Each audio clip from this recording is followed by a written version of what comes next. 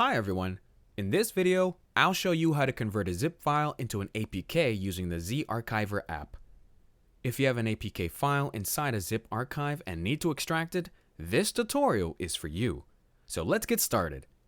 First, make sure you have the Zarchiver app installed on your phone. If you haven't installed it yet, just open the Google Play Store. Search for Zarchiver, tap Install, and wait for the installation to complete. Once it's installed, tap Open to launch the app. Now, let's locate the zip file that contains the APK. Navigate to the folder where your zip file is stored, tap on the zip file once, and from the menu that appears, select Extract Here. Zarchiver will begin extracting the contents of the zip file. When the extraction is complete, you'll see the APK file ready to go. You can now install it on your phone like any other app. And that's it. You successfully converted and installed an APK from a zip file using Zarchiver.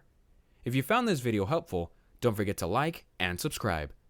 Thanks for watching, and I'll see you in the next video.